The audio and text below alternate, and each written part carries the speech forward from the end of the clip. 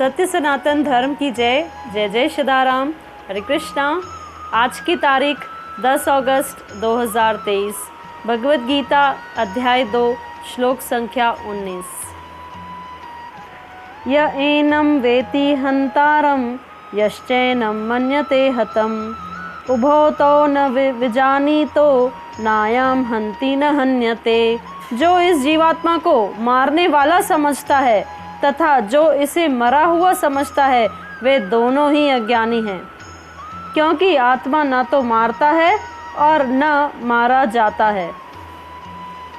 यहाँ भगवान आत्मा की डेफिनेशन बता रहे हैं कि आत्मा अजन्मा है, आत्मा का जन्म नहीं होता है, ना ही आत्मा की मृत्यु होती है। जन्म तो शरीर का होता है और मृत्यु भी शरीर की होती है।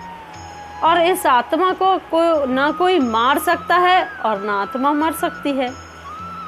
तो अब कोई ये कहेगा कि अरे वाह, आत्मा ना मारता है ना आत्मा मरती है, फिर तो हमें पूरा फ्रीडम है कि हम पशुओं की हत्या करें, दूसरे मनुष्यों की हत्या करें।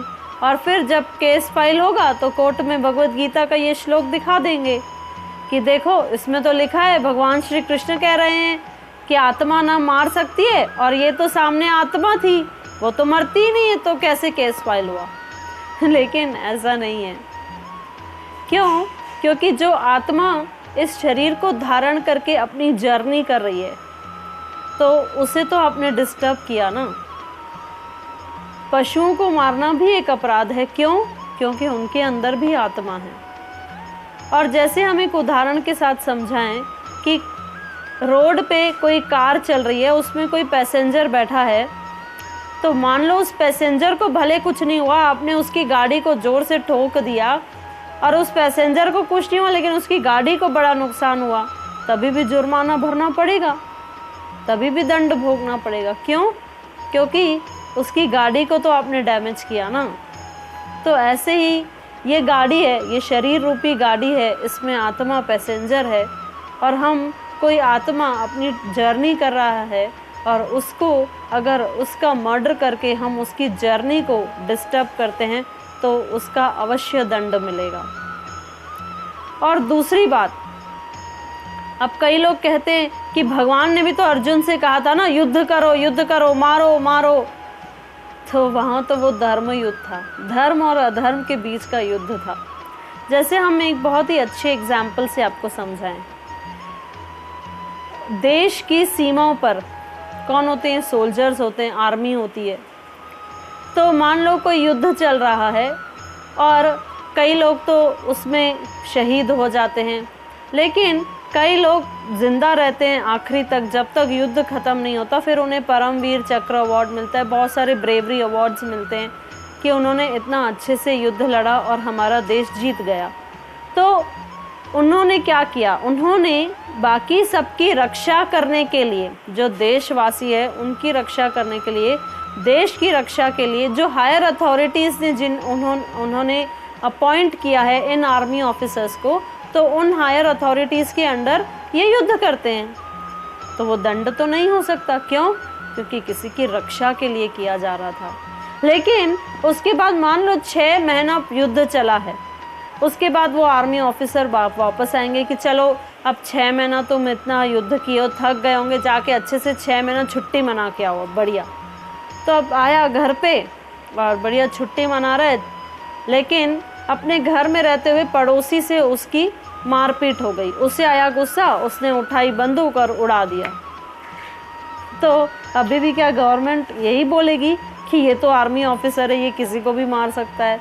नहीं, उसे दंड मिलेगा। क्यों? क्योंकि अब वो हायर अथॉरिटीज़ के अंडर उसने वो कर्म नहीं किया, वो मर्डर नहीं किया। वहाँ वॉर में तो उसने एक नहीं हज़ारों को मारा होगा, लेकिन फिर भी उसे दंड नहीं मिलेगा। क्यों? क्योंकि दूसरों की रक्षा के लिए किया जा रहा है, पहली बात, और हायर अथॉरिटीज़ के अंडर किया जा रहा है। तो जब जुडिशरी सिस्टम किसी को अलाउ करती है, यानी हायर अथॉरिटी किसी को अलाउ करती है कि आप इसे मार सकते हैं हम अपने डिफेंस के लिए, देश को बचाने के लिए, तब वो दंडनीय अपराध नहीं होता।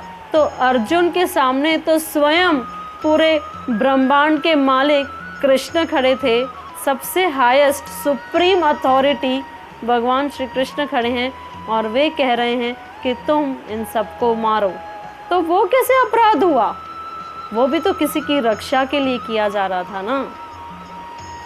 तो हम ये नहीं कह सकते कि भगवान कह रहे हैं आत्मा ना मार सकता है, ना आत्मा मरती है, तो चलो हमें छूट है। नहीं, हमारे हायर अथॉरिटीज़ के द्वारा हम जो काम करेंगे, अगर उनके निर्देशानुसार करेंगे तो ठीक है, लेकिन अगर हमने अपने मनमानी आचरण किया तो हमें उसका दंड भोगना पड़ेगा। इसीलिए यहाँ भगवान इस श्लोक में यही कह रहे हैं कि आत्मा ना मर सकती है, ना आत्मा को कोई मार सकता है। क्यों? क्योंकि आत्मा बड़ी ही सूक्ष्म है। भगवान साइंस के बारे में बताते हैं, वैसे तो वो इतनी सूक्ष्म है कि उसका वर्णन नहीं किया जा सकता, लेकिन एक बाल आप अपने सिर का लो और उसे ऐसे क्रॉस सेक्शन करो, बीच से वर्टिकल क्रॉस सेक्शन, फिर उसके 100 टुकड़े करो उस एक बाल के, फिर 100 टुकड़ों में से जो एक टुकड़ा बचेगा उसके फिर और 100 टुकड़े करो। तो कोई ऐसा इंस्ट्रूमेंट है जो ये कर पाए? तो वही जो 100 टुकड़े के और 100 टुकड़े हुए हैं, उसमें से इतना जो सूक्ष्म है वो आत्मा का साइज होता है। शास्त्रों में लिखा गया है बताने के लिए, समझाने के लिए। तो इतनी सूक्ष्म है आत्मा कि कोई शस्त्र उस पर वार नहीं कर सकता। और क्यों? क्योंकि वो भगवान की ही शक्ति है। आत्मा, भगवान कहते हैं ममेवांशो जीवलोके, जीव मेरे अंश हैं। तो हम भगवान शक्तिमान हैं, हम उसी शक्ति का एक अंश हैं। तो शक्ति तो कोई ख़त्म नहीं कर सकता। यही भगवान समझाना चाह रहे हैं। हरे कृष्णा, जय जय श्रीराम।